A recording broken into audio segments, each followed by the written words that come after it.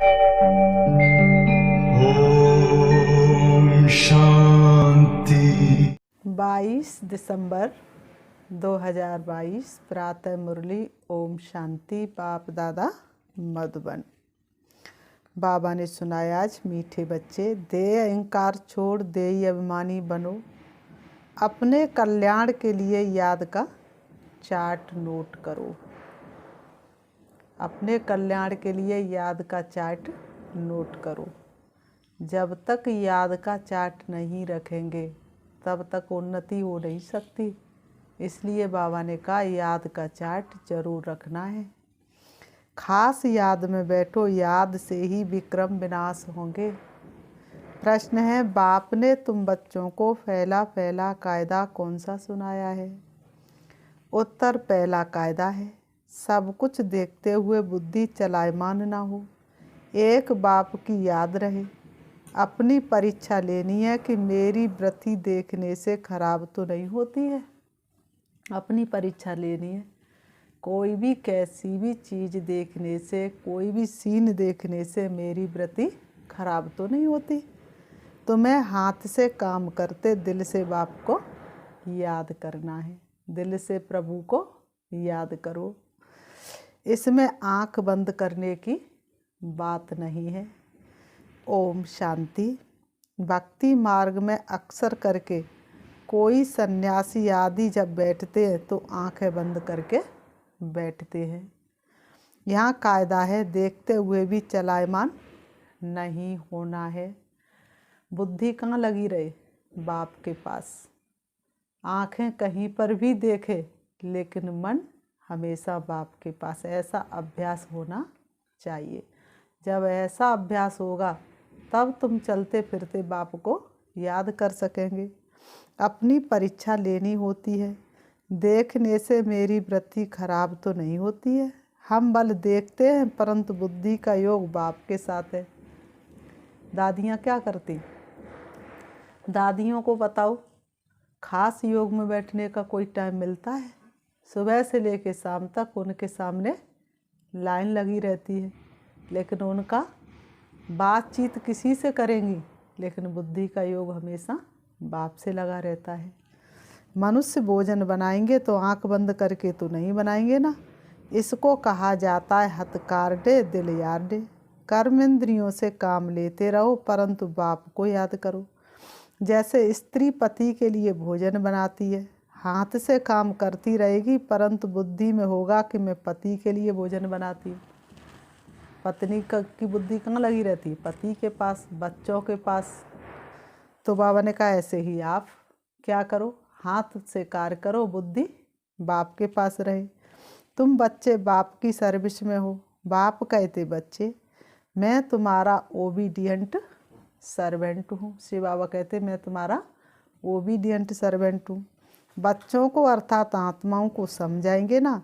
आत्मा कहेगी sweet father, आप जो हमको ज्ञान और योग सिखलाते हो हम उस सर्विस में ही बिजी हैं और आपने डायरेक्शन दिया है कि गृहस्थ व्यवहार में रहते काम करते घड़ी घड़ी मुझे याद करते रहो। तुम रेगुलर याद कर नहीं सकते। कोई कहे हम 12 घंटा याद करते परंतु नहीं। कोई कोई कहते हम तो हर समय बाबा को याद करते, लेकिन बाबा ने कहा नहीं, 12 घंटा कोई बाप को याद कर नहीं सकता। माया घड़ी घड़ी बुद्धि योग जरूर हटाएगी। आज इतना अच्छा चार्ट है, इतनी अच्छी अवस्था रही, आज एक रस अवस्था रही, आज लव में लीन रहने की अवस्था रही। याद तो कल भी 8 घंटे ही किया, लेकिन जो अवस्था आज थी वो कल नहीं।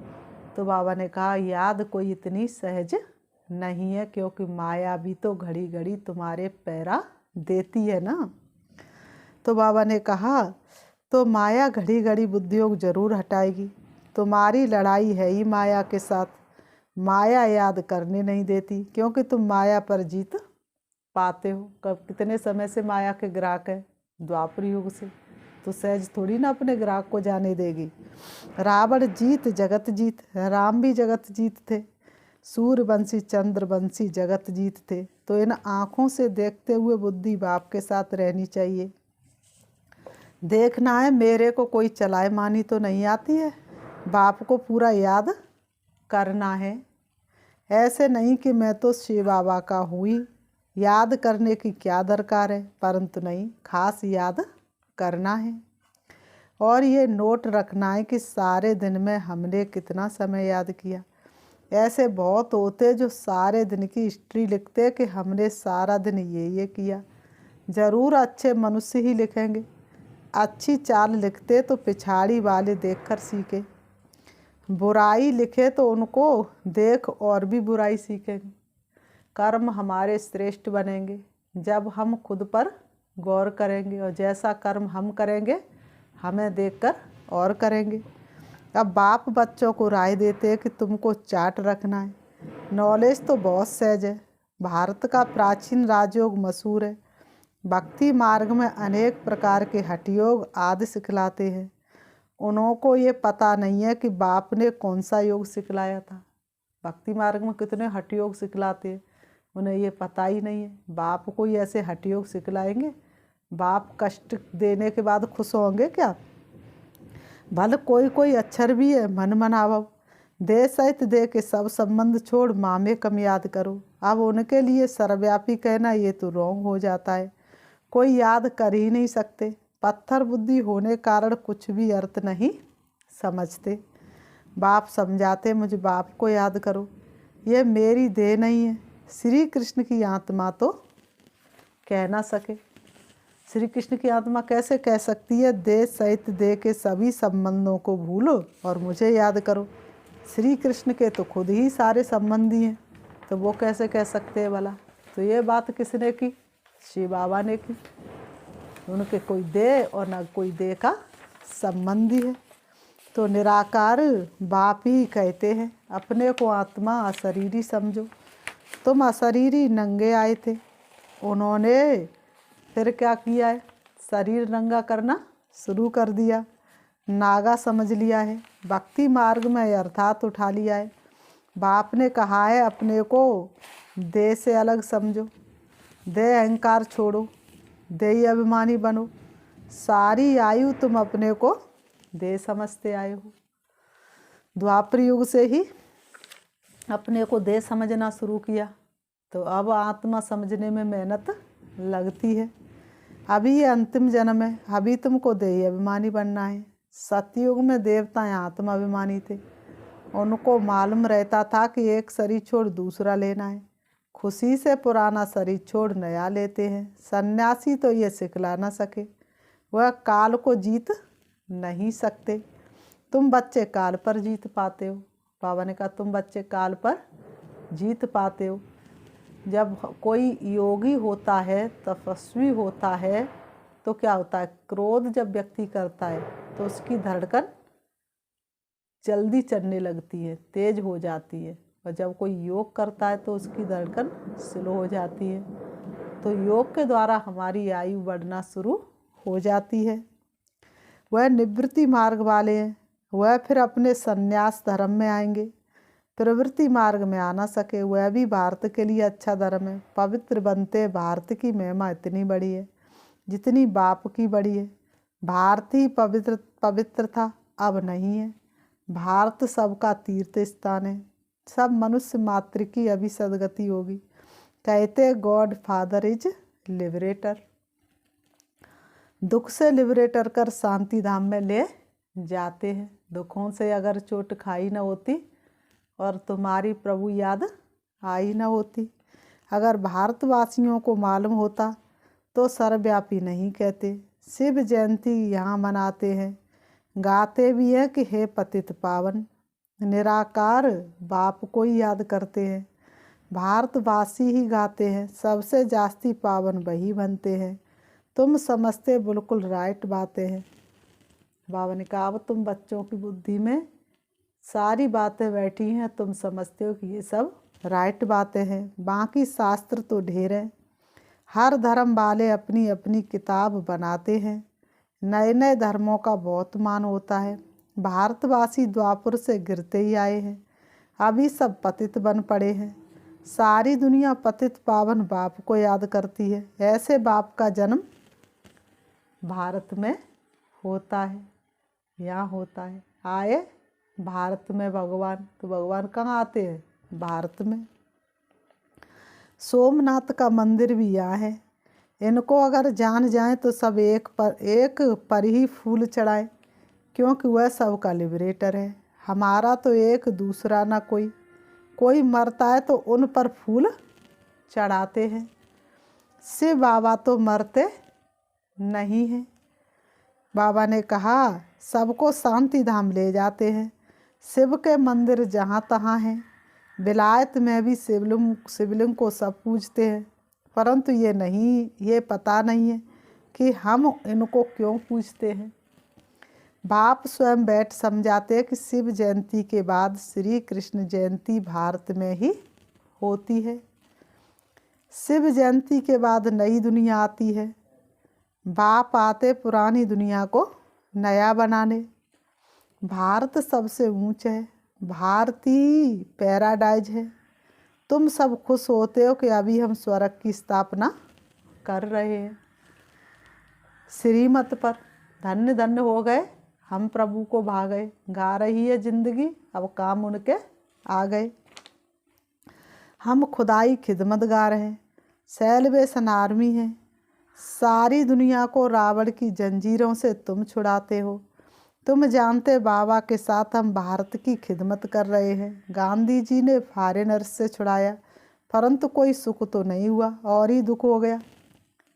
भारत देश को स्वतंत्र कराया, फॉरेनर्स से छुड़ाया, लेकिन 5 विकार तो धीरे धीरे और बढ़ते गए। लड़ते झगड़ते रहते हैं। बाप कहते मैं आता हूँ रावण की जंजीरों से छुड़ाने। रावण की जंजीरों के कारण अनेक प्रकार की जंजीरें हैं। सतयुग में ये जंजीरें होती नहीं। वहाँ दुख की कोई बात नहीं। यहाँ तो कितने व्रत नेम रखते हैं। ये सब क्यों करते हैं? श्री कृष्णपुरी में चलने के लिए। अब बाप बच्चों को समझाते फादर सोज सन, सन सोज फादर। तुम सबको घर का रास्ता बताते हो। इसको भूल भुलैयों का खेल कहा जाता है। भक्ति में कितना माथा मारते हैं, परंतु बाप से वर्षा कोई ले ना सके। भक्ति तप दान करते करते माथा टेकते रहते हैं। रास्ता बताने वाला एक ही बाप है। अगर कोई रास्ता जानता हो तो बताए। अगर किसी को परम धाम का रास्ता पता हो तो बताए। इससे सिद्ध है कि कोई भी जानते ही नहीं है। कोई को रास्ते का मालूम ही नहीं है। अभी सब मच्छरों सदृश वापस जाएंगे, एक भी छूटने वाला नहीं। सब मच्छरों की तरह, देखा है ना मच्छरों का झुंड, तो आने का ऐसे ही वापस जाने वाले हैं।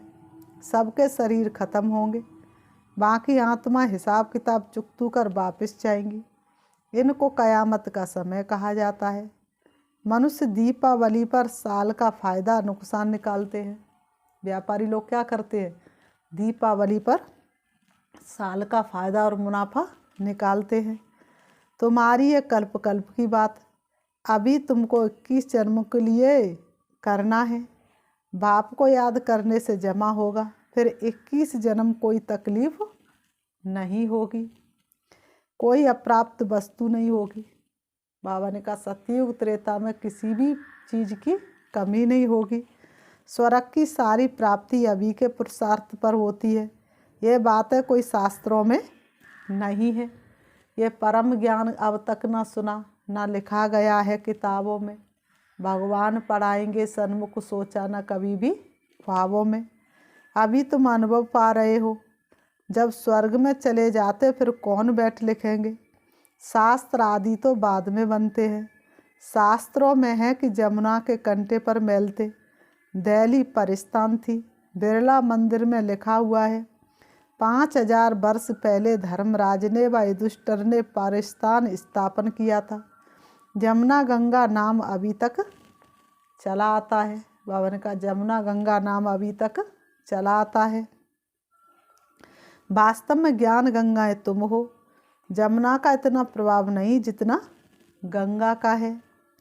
बनारस हरिद्वार में गंगा है, वहाँ बहुत साधु आदि जाते हैं गंगा स्नान करने के लिए सोचते गंगा स्नान करने से पाप कट जाएंगे, लेकिन वास्तव में गंगा स्नान करने से पाप कट जाते तो दुनिया में किसी के सिर पर पापों का बोझा होता ही नहीं, सब पापों से मुक्त हो जाते। वहाँ जाकर कहते शिव काशी विश्वनाथ गंगा, विश्वनाथ में गंगा बहाई जटाओं से, ऐसे कहते और समझते गंगा के कंठे पर रहने से हमारी मुक्ति हो जाएगी। सोचते हैं गंगा के कंठे पर रहने से हमारी मुक्ति हो जाएगी। बहुत जाकर काशी वास करते हैं, आगे बलि चढ़ते थे, अब कहते हमारी मुक्ति हो जाएगी। देखो ज्ञान मार्ग में क्या बात है और भक्ति मार्ग में क्या बात है। रात दिन का फर्क है। भक्ति माना अंधकार भटकना, ज्ञान माना प्रकाश। कितना कॉन्ट्रास्ट है। आधा कल्प अनेक प्रकार की तकलीफ़ें उठाई, देवियों पर जाकर बलि चढ़े। अभी तुम बलि चढ़ते हो ये सब कुछ, अभी तुम कौन सी बलि चढ़ते हो? ये सब कुछ ईश्वर का है जो भी तेरे पास सब उसकी अमानत है। अपनी समझ लेना अमानत में खयानत है। तो ईश्वर का सब कुछ तुम्हारा है। ईश्वर का सब कुछ है क्या? स्वर्ग। तुम तो अब नरकवासी हो, बाप का बनकर फिर स्वर्गवासी बन रहे हो। बाबा की श्रीमत पर पूरा चलना पड़े, शिव बाबा की श्रीमत पर पूरा चलना पड़े। शिव बाबा को तो मकान आदि बनाना नहीं है, वह तो दाता है ना। नहीं पास देने के काबिल है कुछ भी, तो दाता बेदाता को क्या दे सकेंगे? ये सब बच्चों के लिए है। शिव बाबा कहेंगे तुम बच्चे ही ट्रस्टी होकर संभालो। भक्ति मार्ग में कहते शिव बाबा ये सब कुछ आपका दिया हुआ है। फिर जब वापस लेते तो कितना दुखी होते हैं। अब बाबा तुमसे लेते कुछ भी नहीं है, बाप सिर्फ कहते हैं इनसे ममत्व मिटा दो। ट्रस्टी होकर गृहस्थ व्यवहार की संभाल करो, बाकी मैं लेकर क्या करूँगा। तुम्हारे लिए ही सेंटर खुलवाए हैं। ये हॉस्पिटल और कॉलेज कमांड है। हेल्थ और वेल्थ दोनों मिलती है। एजुकेशन को सोर्स ऑफ इनकम कहा जाता है। जितना जो पढ़ते हुए बाप से इतना वर्षा लेते हैं। पुरुषार्थ पूरा करना चाहिए।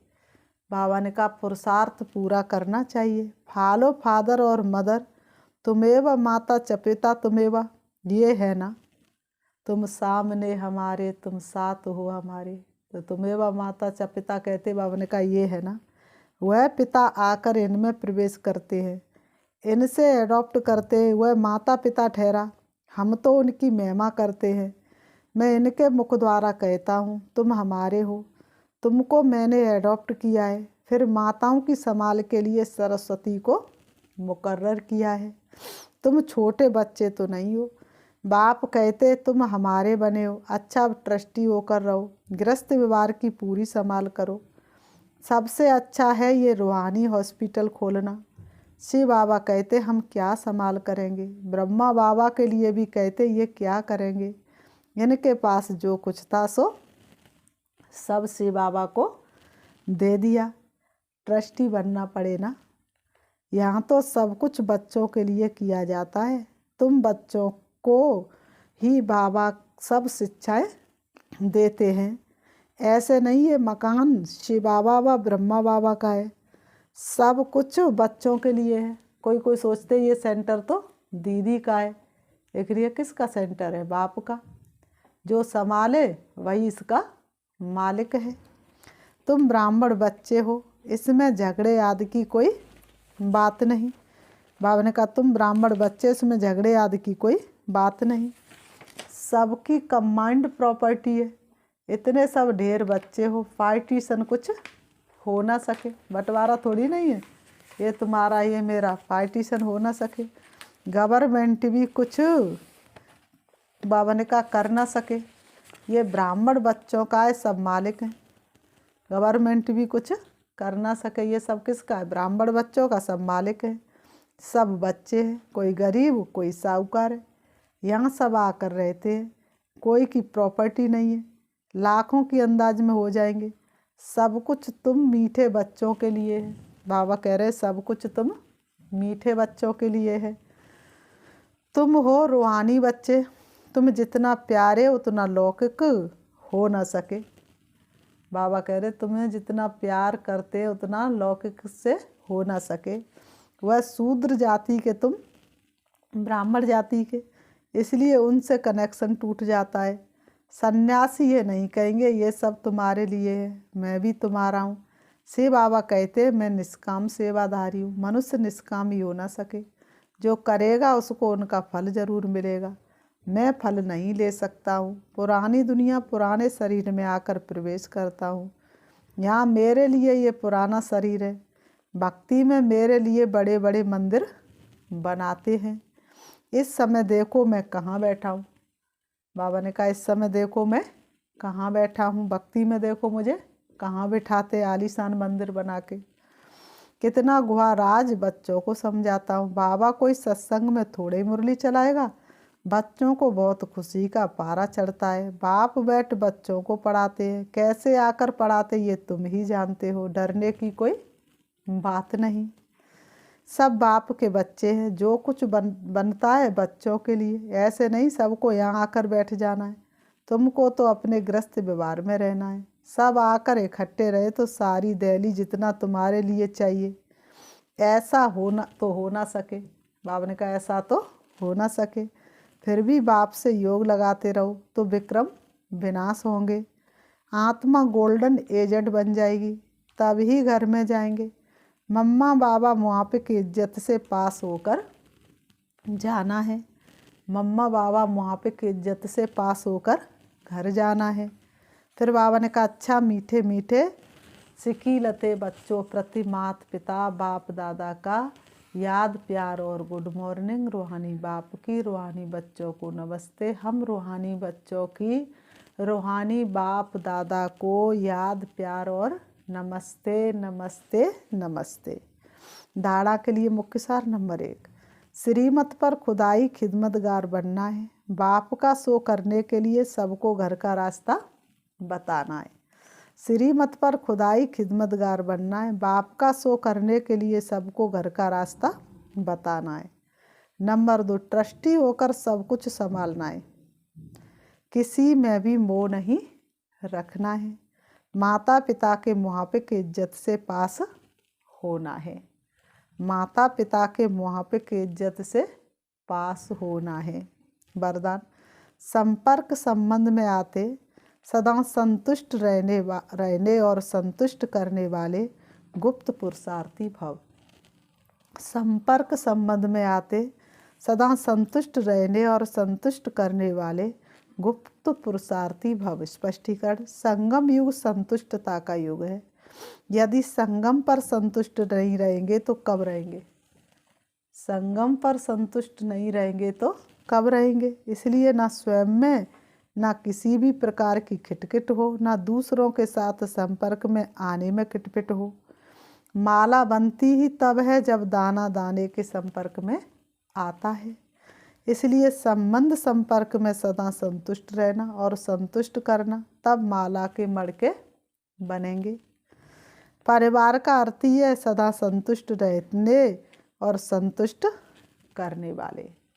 परिवार का अर्थ ही है सदा संतुष्ट रहने और संतुष्ट करने वाले। स्लोगन है, पुराने स्वभाव संस्कार के वंश का भी त्याग करने वाले ही सर्वस्व त्यागी है।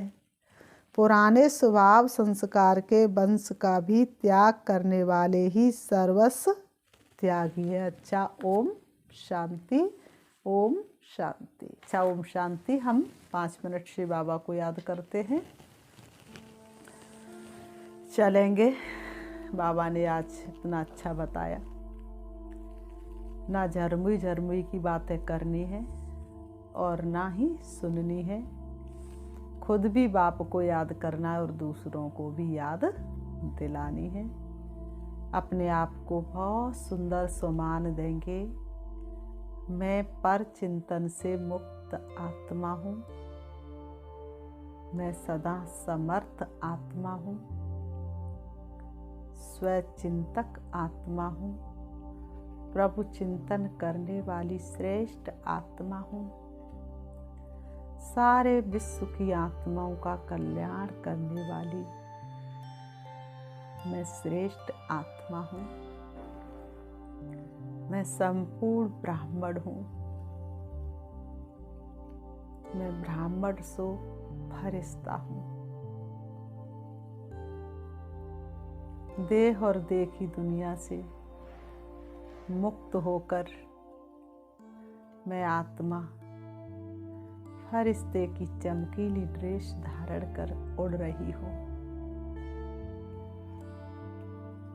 देख रही हूँ अपने आप को, मैं उड़ रही हूँ। पहुंच जाती हूँ फरिश्तों की महफिल में, जहाँ अनेक फरिश्ते चमकीली ड्रेस के साथ विराजमान हैं। फरिश्तों के बादशाह ब्रह्मा बाबा उनकी भ्रकुटी में विराजमान शांति के सागर, प्रेम के सागर, सर्वशक्तिवान बाप को मैं देख रही हूँ। बाबा की शक्तिशाली दृष्टि मुझ फरिश्ते के ऊपर पड़ रही है। उनकी दृष्टि पड़ते ही मेरी चमक और बढ़ती जा रही है। मुझ फरिश्ते का एक एक अंग शक्तिशाली बनता जा रहा है। बाप दादा का वरदानी हाथ मेरे सिर पर है। बाप दादा मुझे वरदानों से भरपूर कर रहे हैं। मुझे वरदान दे रहे हैं विजयी भव, सफलता मूर्त भव, व्यर्थ से मुक्त भव। मैं फरिश्ता वरदानों से भरपूर हो रहा हूँ। बाप दादा की शक्तिशाली दृष्टि मुझे चमकीली ड्रेस को भी समाप्त कर रही है। अब मैं सिर्फ आत्मा हूँ। सर्व शक्तियों से सजी हुई हूँ, शक्तिशाली हूँ। अब मैं आत्मा स्वरूप में आ रही हूँ सृष्टि रंगमंच पर।